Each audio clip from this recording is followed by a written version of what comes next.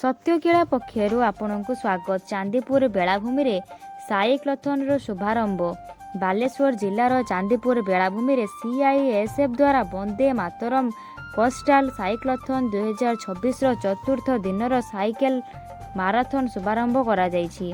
NDRF रो senior commandant Neeraj Kumar, ITI रो उपनिर्देशक PR बेहेरा और CISF रो CEO सुरेंद्र कुमार पताका देखाई साइकेल माराथन को शुभारंभ करथिले। एही अवसर रे चांदीपुर मेराइन पुलिस थाना अधिकारी मध्य जोग देथिले।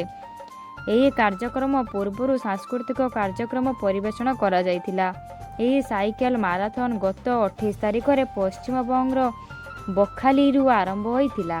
एथिरे 65 जन CISF रो साइकेल चालक भाग नैछंती। एही दल गतकाली संध्यारे चांदीपुर बेलाभूमि रे पहुंचीथिला। परे सेमानंकु इंचुड़ी को एक बस जोगे निया जाइथिला। सेठारे सेमाने रात्रि यापन करथिले। संध्यारे लवण सत्याग्रह स्मृति विद्यापीठ रे एक सांस्कृतिक कार्यक्रम आयोजन करा जाइथिला। एठारे बालेश्वर आरक्षी अधीक्षक श्रीयुक्त प्रत्युष दिवाकर मुख्य अतिथि भावे जोग देथिले। एही कार्यक्रम रे कमांडेंट CISF श्री सुरेंद्र कुमार एवं principal FM college Shri Dinesh Chandra Das सम्मानित अतिथि भावे जोग देथिले। FM कॉलेज बालेश्वर एवं इंचुड़ी उच्च विद्यालय छात्र छात्री माने सांस्कृतिक कार्यक्रम परिवेषण करथिले। साइकेल चालक माने स्थानीय मत्स्यजीवी संप्रदाय सहित भावनियमय करथिले।